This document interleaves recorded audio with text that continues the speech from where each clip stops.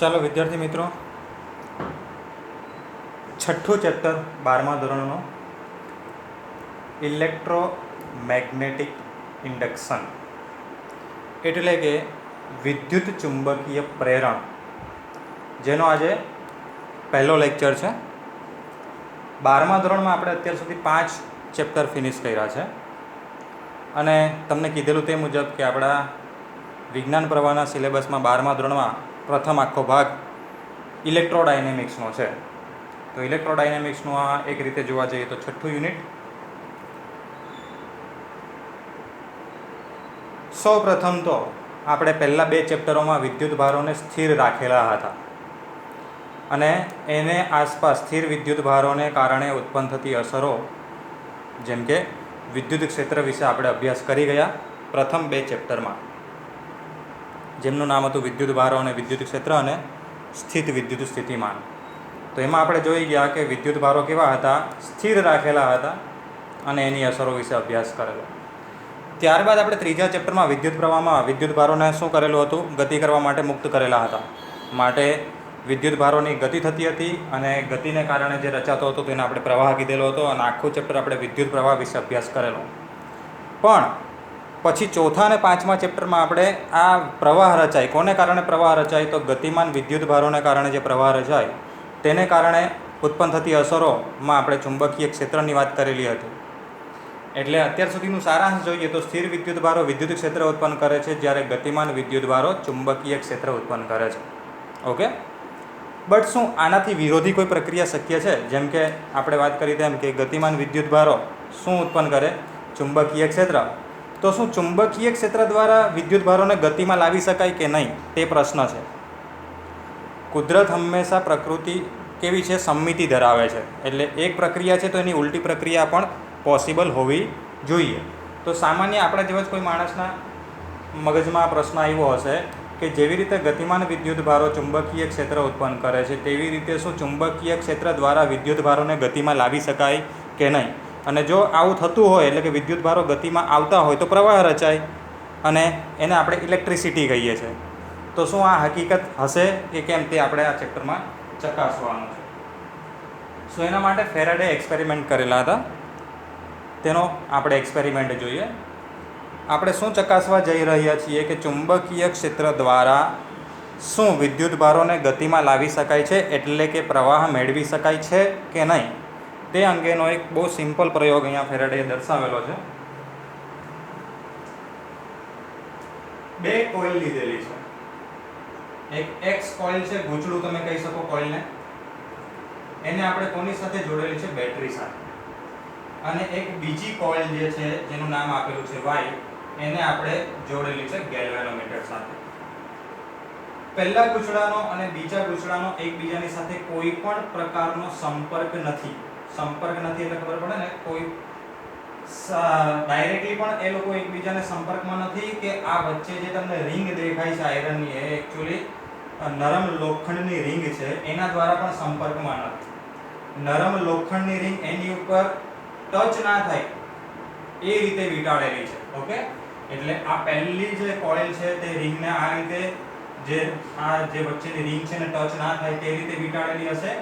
Exactly એવી જ રીતે આ પેલી જે લૂપ છે વાય, એ પણ એ જ રીતે આપણે વીંટાળેલી છે. એટલે એક્સ અને વાય એકબીજાના કોઈ પણ રીતે સંપર્કમાં નથી. હવે જેવી હું સ્વિચ ઓન કરીશ ને એટલે શું થશે, આમાંથી પ્રવાહ રચાશે. પ્રવાહ રચાશે એટલે તમને ખબર છે કે ગૂંચળામાં પ્રવાહ પસાર કરતા શું ઉત્પન્ન થાય, ચુંબકીય ક્ષેત્ર ઉત્પન્ન થાય. એટલે આ પહેલા ગૂંચળાનું ચુંબકીય ક્ષેત્ર ઉત્પન્ન થશે. હવે ચુંબકીય ક્ષેત્ર ઉત્પન્ન થશે એટલે એની આસપાસ ચુંબકીય ક્ષેત્ર રેખાઓ હશે. ઓકે, હવે આ ક્ષેત્ર રેખાઓમાંની મોટા ભાગની ક્ષેત્ર રેખાઓ ગૂંચળા વાય સાથે પણ સંકળાય, એ હેતુથી જ આપણે આ વચ્ચે શું લીધેલી છે, નરમ લોખંડની રિંગ. તમે 5મા ચેપ્ટરમાં ભણી ગયા છો ફેરોમેગ્નેટિકમાં, સોફ્ટ ફેરોમેગ્નેટિક અને હાર્ડ ફેરોમેગ્નેટિક. એકચ્યુઅલી મેગ્નેટાઇઝેશન વધારે, એટલે કે ચુંબકીય ક્ષેત્રમાં શું કરે, વધારો કરે.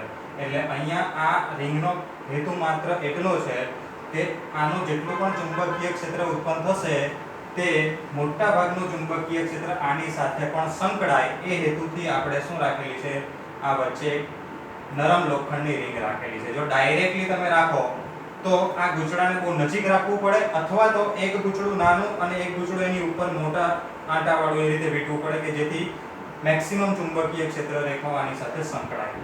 ઓકે, સો આ તમને કોઈ કન્ફ્યુઝ ના કરવો જોઈએ કે ડાઉટ ના રહેવો જોઈએ. હવે આ કોઇલને આપણે કોઈ પણ સાથે બેટરી નહીં પણ માત્ર પ્રવાહ રચાય છે કે નહીં તે ચેક કરવા માટે ગેલ્વેનોમીટર કે એમીટર જોડી શકીએ. શું જોડી શકીએ? કાં તો ગેલ્વેનોમીટર કાં તો એમીટર, જે પ્રવાહની હાજરી છે કે નહીં તે ચેક કરવા માટે મૂકેલું છે. આપણું મુખ્ય કામ શું છે અત્યારે કે ચુંબકીય ક્ષેત્ર ઉત્પન્ન કરવાનું છે અને ચુંબકીય ક્ષેત્ર દ્વારા આમાં પ્રવાહ ઉત્પન્ન થાય છે કે નહીં તે ચેક કરવાનું છે. ઓકે, સો ફેરાડે એક્સપેરિમેન્ટ કરેલો એ દરમિયાન એણે જોયું કે ભાઈ સ્વિચ ઓફ છે અત્યારે એટલે આમાં પ્રવાહ નથી. આમાં પ્રવાહ નથી એટલે આનું ચુંબકીય ક્ષેત્ર નથી. બરાબર છે? તો ત્યારે ગેલ્વેનોમીટરમાં આવર્તન બતાવે છે 0. પછી એણે સ્વિચ ઓન કરી. સ્વિચ ઓન કરી એટલે ધારો કે ફિક્સ પ્રવાહમાંથી પસાર થવા લાગ્યો 5 એમ્પિયર. ધારી લેવો આશરે કેટલા એમ્પિયર પસાર થવા લાગ્યો? 5 એમ્પિયર. તો એને અનુલક્ષીને આનું ચુંબકીય ક્ષેત્ર જેટલું ક્રિએટ થવાનું હશે એટલું થશે. તો એ ચુંબકીય ક્ષેત્રને લીધે જો અહીંયા પ્રવાહ થતો હશે, મળતો હશે તો આપણને અહીંયા બતાવશે, પણ ફેરાડેએ નોંધ્યું કે પ્રવાહ બતાવતો નથી. સ્વિચ ઓફ હતી, ચુંબકીય ક્ષેત્ર નહોતું ત્યારે પણ પ્રવાહ નહોતો. સ્વિચ ઓન છે, ચુંબકીય ક્ષેત્ર છે ત્યારે પણ પ્રવાહ નથી. એટલે આપણે જે ચકાસવા જઈ રહ્યા છીએ કે શું ચુંબકીય ક્ષેત્ર દ્વારા પ્રવાહ મળશે કે નહીં, તે પહેલી નજરે જોતા આપણને એવું જ લાગે કે ભાઈ આપણે જે પણ પ્રયત્ન કરી રહ્યા છીએ તેમાં આપણે સફળ થયા નથી. ફેરાડેને પણ એવું જ લાગ્યું કે જો ચુંબકીય ક્ષેત્ર દ્વારા વિદ્યુત પ્રવાહ મળતો હોત તો બતાવી દે છે, પણ મળતો નથી. પણ એણે માત્ર 2 કે 3 પ્રયત્નોથી હાર માની લીધી નહીં, એણે નંબર ઓફ વધારે વાર ઇન શોર્ટમાં ટ્રાય કરી. સો આ એક્સપેરિમેન્ટનું પુનરાવર્તન કરતા એની નજર એકાએક જ ગેલ્વેનોમીટર પર પડે છે અને એક વસ્તુ નોંધે છે કે જ્યારે સ્વિચ ઓફ હોય છે ત્યારે તો પ્રવાહ નથી જ બતાવતો, અને જ્યારે સ્વિચ ઓન હોય છે ત્યારે પણ પ્રવાહ નથી બતાવતો. પણ જ્યારે સ્વિચ ઓફ થી ઓન કરું છું, ઓફ થી ઓન એટલે પ્રવાહ પહેલા શૂન્ય હતો અને અચાનક જ પ્રવાહ પસાર થાય છે. પ્રવાહ શૂન્ય હતો ત્યારે ચુંબકીય ક્ષેત્ર હાજર નહોતું, અને જેવો તમે પ્રવાહ પસાર કરો એટલે તરત જ ચુંબકીય ક્ષેત્ર હાજર થાય છે. એટલે પહેલા પ્રેઝન્ટ નથી ને પછી પ્રેઝન્ટ થાય છે. એટલે ચુંબકીય ક્ષેત્ર 0 ત્યાંથી B. ચુંબકીય ક્ષેત્રની આપણે તીવ્રતા ધારી લઈએ B, અથવા તો તમે કોઈ ટેસ્લા ધારી લો કે ભાઈ આટલા ટેસ્લા. બરાબર છે? તો પહેલા 0 હતું ચુંબકીય ક્ષેત્ર અને પછી અચાનક B જેટલું ચુંબકીય ક્ષેત્ર મળે છે. તો માત્ર એક ક્ષણ પૂરતો આમાં પ્રવાહ મળે છે. માત્ર એક ક્ષણ પૂરતો. વળી પાછો જ્યારે સ્વિચ ઓન હોય છે અને તરત જ ઓફ કરો એટલે ચુંબકીય ક્ષેત્ર હાજર હતું, અને તરત જ પાછું સ્વિચ ઓફ કરો એટલે ચુંબકીય ક્ષેત્ર કેટલું થઈ જાય છે? 0. માત્ર એ ટાઈમે પાછો પ્રવાહ તમને મળે છે. એટલે આ અચાનક એને દેખાઈ આવ્યું કે જ્યારે સ્વિચ ઓન કે ઓફ કરવામાં આવે માત્ર તે ક્ષણ પૂરતો પ્રવાહ મળે છે. હવે આને આપણે કઈ રીતે સમજી શકીએ કે જ્યારે સ્વિચ ઓફ હતી, ચુંબકીય ક્ષેત્ર હાજર નથી ત્યારે પ્રવાહ નથી. જ્યારે સ્વિચ ઓન હોય છે ત્યારે ચુંબકીય ક્ષેત્ર હાજર છે, પણ જેટલું મૂલ્ય છે, ધારો કે B મૂલ્ય છે તો B કોન્સ્ટન્ટ રહે છે, એટલે કે અચળ રહે છે, તો ત્યારે પણ પ્રવાહ મળતો નથી. પણ ઓફ માંથી ઓન કરીએ ત્યારે શું થાય છે? તો ચુંબકીય ક્ષેત્ર બદલાય છે. 0 હતું એની જગ્યાએ કેટલું થઈ જાય છે? B. એટલે ચુંબકીય ક્ષેત્રનું મૂલ્ય બદલાયું. અહીંયા તમે એવું કહી શકો કે વધ્યું. તો એ ટાઈમ માટે માત્ર પ્રવાહ મળશે. વળી પાછો જ્યારે સ્વિચ ઓન થી ઓફ કરો એટલે કે ચુંબકીય ક્ષેત્ર હતું એમાંથી 0 કરો એટલે વળી પાછું બદલાયું, ઘટ્યું, તો ત્યારે પાછો પ્રવાહ મળે છે. એટલે આના પરથી એક સીધું સાદું તારણ એવું નીકળે કે આપણે ચુંબકીય ક્ષેત્ર બદલીને પ્રવાહ મેળવી શકીએ છીએ. પણ આ એક જ પ્રયોગથી આ વાતને હકીકત સ્વરૂપે માની લેવાય નહીં. એટલે ફેરાડે શું કર્યું? નંબર ઓફ એક્સપેરિમેન્ટ કર્યા. હવે એને હિન્ટ મળી ગઈ કે કદાચ એવું બની શકતું હશે કે ચુંબકીય ક્ષેત્ર બદલીને પ્રવાહ મેળવી શકાય છે. તો એ ચેક કરવા માટે એણે બીજો પ્રયોગ કર્યો. અહીંયા તમે જોઈ શકો છો એક ગૂંચળું લીધેલું છે, એને એમીટર સાથે જોડેલું છે, તમે ગેલ્વેનોમીટર સાથે જોડો તો પણ ચાલે, અને બીજું શું લીધેલું છે? એક ચુંબક. અને એરો આ તરફ છે, ધેટ મીન્સ કે હું ચુંબકને નજીક લઈ જાઉં છું. જેમ જેમ મારું ચુંબક આ ગૂંચળાની નજીક આવે તેમ શું થાય? તો આની સાથે સંકળાયેલ ક્ષેત્ર પ્રબળ બને. દૂર હોય ત્યારે ક્ષેત્ર નિર્બળ હોય, જેમ જેમ નજીક લાવીશ તેમ ક્ષેત્ર પ્રબળ બનશે ને. અથવા તો તમે બીજા શબ્દોમાં એમ કહી શકો કે ભાઈ અહીંયા હતું ત્યારે થોડીક ક્ષેત્ર રેખાઓ આમાંથી પસાર થતી હતી, પણ જેમ જેમ નજીક લાવીશ તેમ વધારે પડતી ચુંબકીય ક્ષેત્ર રેખાઓ આમાંથી પસાર થાય. ઓકે, તો આ દરમિયાન પણ હું શું કરું છું? ચુંબકીય ક્ષેત્ર બદલું છું. તો જેમ જેમ ચુંબકીય ક્ષેત્ર બદલીશ તેમ અહીંયા તમે જોઈ શકો કે પ્રવાહ બતાવે છે. ઓકે, એટલે એને થોડું થોડું હવે સારું લાગવા લાગ્યું કે ઓકે હું જે સમજુ છું તે કદાચ સાચું જ છે. હવે એને શું કર્યું તો અહીંયા તમને દેખાતું હશે કે ચુંબક અને આ તમારું ગૂંચળું એકબીજાની સાપેક્ષમાં સ્થિર છે, એટલે કે ગતિ કરતા નથી, હાથને સ્થિર લઈ લીધો. એટલે આની સાથે સંકળાયેલ ચુંબકીય ક્ષેત્ર બદલાતું નથી, તો પ્રવાહ પણ મળતો નથી. અને ત્યારબાદ હવે ચુંબકને દૂર તરફ લઈ જાઓ તો ક્ષેત્ર ઘટવાનું, તો તમને દેખાતો હશે પ્રવાહ મળે છે પાછો. પણ તમે જો બે ફિગરને ધ્યાનથી જોઈ હોય, પહેલા આપણે નજીક લઈ જતા હતા ત્યારે પ્રવાહ આપણને આ બાજુ દર્શાવતો હતો એમીટર, અને જ્યારે આપણે દૂર લઈ જઈએ છીએ ત્યારે પ્રવાહની ડાયરેક્શન બદલાઈ ગઈ. એટલે આ આપણે તારણ સ્વરૂપે છેલ્લે લખવાનું આવશે કે આ વેગની દિશા બદલતા પ્રવાહની દિશા પણ શું થાય છે, બદલાઈ જાય છે. ઓકે, હવે આ જ એક્સપેરિમેન્ટ ચુંબકની જગ્યાએ ગૂંચળાને લઈને કરીએ તો થાય કે નહીં? ઓબ્વિયસલી થાય. એક ગૂંચળાની સાથે ગેલ્વેનોમીટર જે આગળ હતું તે જ પ્રમાણે, અને એક ગૂંચળાની સાથે બેટરી જોડેલી છે. ઓકે, હવે આ ગૂંચળાને તમે ધીરે ધીરે આ ગૂંચળાની નજીક લઈ જાઓ તો તમને ખબર છે કે આ બેટરી સાથે જોડેલું છે એટલે આમાં પ્રવાહ છે, આમાં પ્રવાહ છે એટલે આનું ચુંબકીય ક્ષેત્ર પણ છે. અને આના ચુંબકીય ક્ષેત્ર જેમ જેમ તમે નજીક જશો તેમ તેમ આની સાથે સંકળાયેલ ચુંબકીય ક્ષેત્ર રેખાઓની સંખ્યા શું થાય? ધીરે ધીરે વધશે. એટલે એક રીતે જોવા જાવ તો ચુંબકીય ફ્લક્સ વધે છે. ફ્લક્સની વ્યાખ્યા યાદ છે ને, B.A.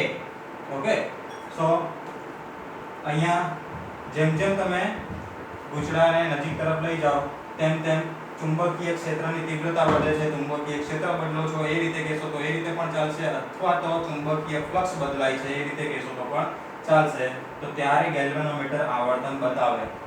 ઓકે, એટલે તમે ચુંબકને લઈને પ્રેક્ટિકલ કરો કે બીજા ગૂંચળાની સાથે બેટરી કનેક્ટ કરો તો આ ગૂંચળું પોતે શું બની જાય? ચુંબક બની જાય. તો એની સાથે પણ એક્સપેરિમેન્ટ કરો તો રિઝલ્ટો એના એ જ આવે જે તમે આગળ હમણાં ચુંબક અને ગૂંચળા સાથે લઈ ગયા તે.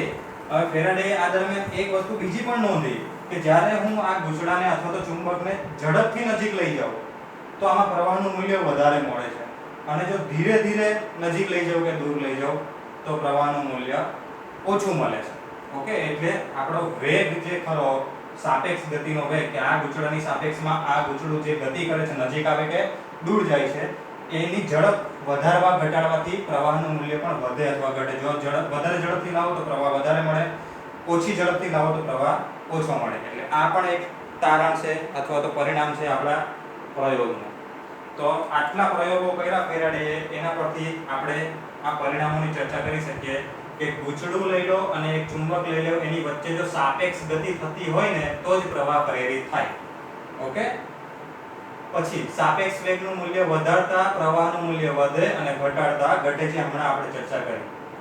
સાપેક્ષ વેગની દિશા બદલતા પ્રેરિત પ્રવાહની દિશા પણ બદલાય. જેમ કે ગૂંચળાને ચુંબકને નજીક લઈ જાઓ તો પ્રવાહ તમને કોઈ એક ડાયરેક્શનમાં મળતો હોય, હવે દૂર લઈ જાઓ તો પાછો બીજી ડાયરેક્શનમાં મળશે. એટલે સાપેક્ષ વેગની દિશા બદલતા પ્રવાહની દિશા પણ બદલાય છે. અને જો સાપેક્ષ વેગ શૂન્ય લેવામાં આવે તો પ્રેરિત પ્રવાહ મળતો નથી. સાપેક્ષ વેગ શૂન્ય ક્યારે કહેવાય? આ બંને, દાખલા તરીકે આ ગૂંચળું છે અને આ મારું ચુંબક છે, બંને સ્થિર છે, તો સાપેક્ષ વેગ કેટલો થઈ ગયો? 0.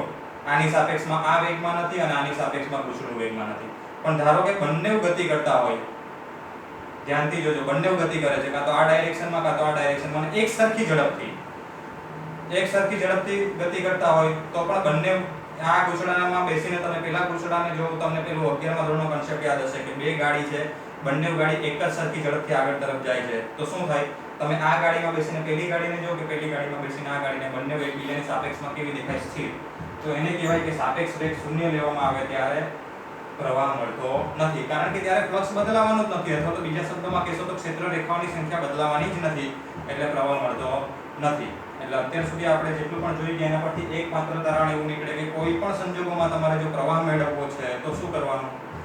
તમારું જે ગૂંચળું હોય છે એની સાથે સંકળાયેલ ચુંબકીય ફ્લક્સ અથવા તો ચુંબકીય ક્ષેત્રને બદલવું પડે કોઈ પણ રીતે.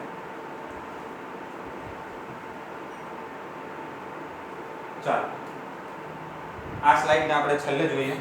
પહેલા હું તમને ફ્લક્સ વિશે માહિતી આપી દઉં. જેવી રીતે વિદ્યુત ફ્લક્સ હતું એવી રીતે આપણે ચુંબકીય ફ્લક્સ, તમને બધું રિવિઝન જેવું લાગશે કારણ કે આપણે આગળના ચેપ્ટરમાં વિદ્યુત ક્ષેત્ર વિશે ડિટેલમાં ભણી ગયેલા છો, એટલે મારે આને બહુ વધારે ખેંચવાની જરૂર નથી. તમે ત્યારે વિદ્યુત ફ્લક્સ લખતા હતા અને અહીંયા E.A લખતા હતા. ઓકે, અને એને વિદ્યુત ફ્લક્સ તો એમાં ફાઈ ની સાથે E લખવો હોય તો લખાય આગળ, બટ જો કન્ફ્યુઝન ના કરતી હોય તો ફાઈ રવા દો.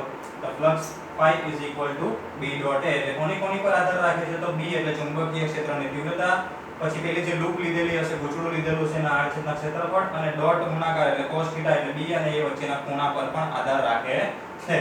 જેને અહીંયા આકૃતિ વાઇઝ બતાવેલું છે તમને કે ભાઈ ચુંબકીય ક્ષેત્ર તમને દેખાતું હશે કે ધન x દિશામાં છે. આ બધી ક્ષેત્ર રેખાઓ છે, બરાબર, અને અહીંયા સમાન ચુંબકીય ક્ષેત્ર છે. હવે ધારો કે મારી પાસે લંબચોરસ લૂપ છે, લંબચોરસ લૂપ, અને આ લૂપને આ રીતે રાખું તો આમાંથી કોઈ પણ ક્ષેત્ર રેખા પસાર થતી નથી. બધી ક્ષેત્ર રેખાઓ કઈ ડાયરેક્શનમાં છે? આ ડાયરેક્શનમાં છે. ઓકે, અને આનું ક્ષેત્રફળ કાં તો આ ડાયરેક્શનમાં લઈ લો. તમને ખબર હશે કે કોઈ પણ આપણી પાસે સમતલ સપાટી હોય એનું ક્ષેત્રફળ હંમેશા લંબ રૂપે લેવામાં આવે. તો તમે આનું ક્ષેત્રફળ ધારો કે આ દિશામાં ધારો તો b અને a વચ્ચેનો ખૂણો 90 થાય, અને cos 90 0 એટલે ફ્લક્સ કેટલું? 0. બીજા શબ્દોમાં તમે કહ્યું તો આમાંથી પસાર થતી ક્ષેત્ર રેખાઓની સંખ્યા કેટલી? 0. ઓકે, કારણ કે આ સમતલ સપાટી આ રીતની છે. અહીંયા આ તમારી સ્ક્વેર લૂપ છે, રેક્ટેંગલ ટાઈપની. તો ક્ષેત્ર રેખાઓ આમાંથી લંબ રૂપે પસાર થઈ શકે અથવા તો આ ડાયરેક્શનમાં પસાર થઈ શકે. આ ડાયરેક્શનમાં ના થાય, આપણી લૂપ જ આ છે. ઓકે, હવે જો હું આને થોડુંક રોટેશન આપું, આ રીતે ફેરવી દઉં તો શું થાય? તો તમને દેખાતી હશે કે 1 2 3 4 5 જેટલી ક્ષેત્ર રેખાઓ આમાંથી પસાર થાય છે. એટલે ધારો કે ખૂણો 45 છે તો આપણું સૂત્ર થઈ જાય b a cos 45 અને તે પ્રમાણે આપણને જવાબ મળે. પણ જો હું આનું હજુ ભ્રમણ આપું અને આ રીતે લઈ લઉં તો આમાંથી મેક્સિમમ જેટલી પણ પોસિબલ હશે એટલી મેક્સિમમ ક્ષેત્ર રેખાઓ પસાર થશે. એટલે ત્યારે ખૂણો કેટલો બને છે? તો ક્ષેત્રફળ ધન x દિશામાં અને ચુંબકીય ક્ષેત્ર પણ ધન x દિશામાં, તો θ બનશે 0. એટલે ત્યારે મહત્તમ ફ્લક્સ પસાર થશે, જેને કહેવાય BA. એટલે આપણે જે વાત કરતા હતા તે પ્રમાણે આપણે તો શું બદલવાનું છે? આની સાથે સંકળાયેલ ક્ષેત્ર રેખાઓની સંખ્યા, અને એને જ આપણે ફ્લક્સ કહીએ છીએ કે કેટલે પ્રમાણમાં આની સાથે ક્ષેત્ર સંકળાયેલું છે. ઓકે, તો જેમ જેમ તમે ચુંબકને નજીક લાવો તેમ તેમ તીવ્રતા વધે, એટલે આની સાથે સંકળાયેલ ક્ષેત્ર રેખાઓની સંખ્યા વધે, એટલે બીજા શબ્દોમાં કહીએ તો ફ્લક્સ વધે. તો એવી રીતે ફ્લક્સ તો આમાં પણ બદલી શકીએ. જો હું ગૂંચળું આમ પકડી રાખું તો અત્યારે ફ્લક્સ 0. હવે જેમ જેમ તમે ધીરે ધીરે વધારશો તેમ ફ્લક્સ વધતું જશે, અથવા તો બીજા શબ્દોમાં કહીએ તો ક્ષેત્ર રેખાઓની સંખ્યા વધતી જશે. એટલે ક્ષેત્ર રેખાઓની સંખ્યા વધે છે ત્યારે પણ તમને પ્રવાહ મળશે. એટલે આપણે જે અત્યાર સુધી શીખેલા છે, એટલે પ્રયોગ દ્વારા એવું સમજેલા છે કે ભાઈ ક્ષેત્ર બદલવાથી તો માત્ર ક્ષેત્ર બદલવાથી નહીં, એક્ચ્યુઅલી ફ્લક્સ બદલાય છે. તેથી શું ઉત્પન્ન થાય છે? પ્રવાહ. તમે ક્ષેત્ર બદલો તો પણ ફ્લક્સ બદલાશે, આનું ક્ષેત્રફળ બદલો તો પણ ફ્લક્સ બદલાશે, અને ખૂણો બદલો ને તો પણ ફ્લક્સ બદલાશે. એટલે તમારા હાથમાં 3 પેરામીટર છે. તમે ચુંબકીય ક્ષેત્ર પણ બદલી શકો છો, આનો એરિયા ક્ષેત્રફળ પણ બદલી શકો છો, અથવા તો ખૂણો બદલી શકો છો. 3 રીતે તમે શું કરી શકો છો? ફ્લક્સમાં ફેરફાર કરી શકો છો, અને ફ્લક્સમાં ફેરફાર થશે ત્યારે પ્રવાહ મળશે અને મળશે.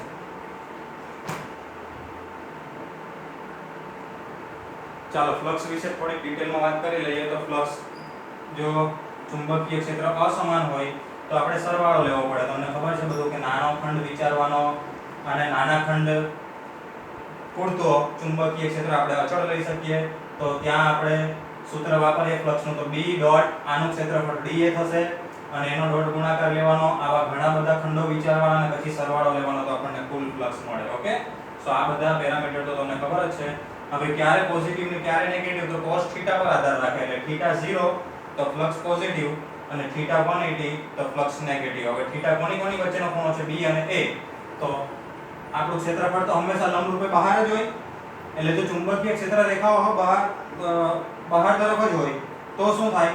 તો ખૂણો 0 બને. તો θ પોઝિટિવ, જે આપણે વિદ્યુત ક્ષેત્રમાં પણ ભણી ગયેલા હતા કે પૃષ્ઠમાંથી બહાર આવતું ફ્લક્સ ધન લેતા હતા, અને પૃષ્ઠમાં અંદર જતું ફ્લક્સ ઋણ લેતા હતા.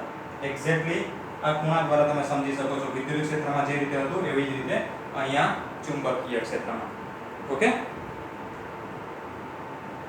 તો હવે આપણે વિદ્યુત ચુંબકીય પ્રેરણ એટલે શું તે સમજી લઈએ. તો અત્યાર સુધીનો સારાંશ એ જ કે શું? તો જ્યારે કોઈ ગૂંચળા સાથે સંકળાયેલ ચુંબકીય ફ્લક્સ, અહીંયા આપણે ફ્લક્સ લખીએ તો વધારે સારું રહેશે. જ્યારે કોઈ ગૂંચળા સાથે સંકળાયેલ ચુંબકીય ફ્લક્સમાં ફેરફાર કરવામાં આવે ત્યારે ગૂંચળામાં પ્રવાહ ઉત્પન્ન થાય છે. જે સૂચવે છે કે ગૂંચળામાં શું ઉત્પન્ન થયું હશે? EMF પણ ઉત્પન્ન થયું હશે. જો ત્રીજા ચક્રનો કન્સેપ્ટ યાદ હોય તો પ્રવાહ ક્યારે ઉત્પન્ન થાય? પ્રવાહ ઉત્પન્ન કરવા માટે વિદ્યુત ભારોને શું કરાવવું પડે? ગતિ કરાવવી પડે ને. હવે આ ગતિ કોના દ્વારા થાય? બેટરી દ્વારા. અને બેટરીને જ આપણે EMF નું પ્રાપ્તિ સ્થાન કીધેલું યાદ હોય તો. એટલે અહીંયા આપણને પ્રવાહ મળે છે એનો મિનિંગ એવો છે કે ગૂંચળામાં EMF પણ ઉત્પન્ન થયું હશે. આમ ગૂંચળામાં ઉત્પન્ન થતા પ્રવાહને આપણે પ્રેરિત પ્રવાહ નામ આપશું અને EMFને પ્રેરિત EMF નામ આપશું. અને આ આખી જે ઘટના છે તેને વિદ્યુત ચુંબકીય પ્રેરણ કહે છે. ઓકે, તો ફરી પાછા જ્યારે ગૂંચળા સાથે સંકળાયેલ ચુંબકીય ફ્લક્સમાં ફેરફાર કરવામાં આવે ત્યારે ગૂંચળામાં શું ઉત્પન્ન થાય છે? પ્રવાહ ઉત્પન્ન થાય છે. માટે આપણે કહી શકીએ કે ગૂંચળામાં EMF પણ ઉત્પન્ન થયું હશે. આ પ્રવાહને પ્રેરિત પ્રવાહ કહીશું અને આ EMFને પ્રેરિત EMF કહીશું. અને આ જે ઘટના છે કે જેમાં આપણે ચુંબકીય ફ્લક્સમાં ફેરફાર કરીને પ્રવાહ ઉત્પન્ન કરી શકીએ છીએ તે ઘટનાને શું કહેવાય છે? વિદ્યુત ચુંબકીય પ્રેરણ કહે છે. હવે આ ઘટના દ્વારા, કઈ ઘટના? વિદ્યુત ચુંબકીય પ્રેરણની ઘટના દ્વારા જ મનુષ્યનું યાંત્રિક ઉર્જાનું વિદ્યુત ઉર્જામાં રૂપાંતર કરવાનું સપનું સાકાર થયું. તમે આજે બેસેલા હશો, અત્યારે મોબાઈલમાં વિડીયો જોતા હશો અથવા ટેલિવિઝન જોતા હશો, ફેન ઓન હશે, લાઇટ ઓન હશે, આ બધી ઇલેક્ટ્રિસિટીને લગતા જેટલા પણ ઉપકરણો તમે વાપરો છો એની પાછળ આપણે વિદ્યુત ઉર્જાનો બહુ મોટો ફાળો છે. એના વગર આ બધા ઉપકરણો ચાલે જ નહીં. તો આ વિદ્યુત ઉર્જા મળે ક્યાંથી? તો એને મેળવવી તો ખરા ને. તો આપણે સપનું હતું ભાઈ મનુષ્યનું કે કોઈ પણ રીતે આપણે વિદ્યુત ઉર્જા ઉત્પન્ન કરી શકીએ. ઉત્પન્ન ધેટ મીન્સ કે કોઈ એક ઉર્જામાંથી એનું રૂપાંતરણ કરી શકીએ. તો અહીંયા યાંત્રિક ઉર્જાનું વિદ્યુત ઉર્જામાં રૂપાંતરણ કરવાનું કામ આ બધા પ્રયોગો પછી થયું. આનો ફાળો મહત્ત્વનો છે. આ પ્રયોગો ના કર્યા હોત ફેરાડે તો આપણું સપનું આજ સુધી સાકાર થયું હોતે નહીં. આપણે અહીંયા શું કરાવીએ છીએ? ગતિ કરાવીએ છીએ ને એક પ્રકારની, તો એ યાંત્રિક કાર્ય કહેવાય. તો હું યાંત્રિક કાર્ય કરું છું એટલે કે યાંત્રિક ઉર્જાના ભોગે મને કઈ ઉર્જા મળે છે? તો વિદ્યુત ઉર્જા મળે છે.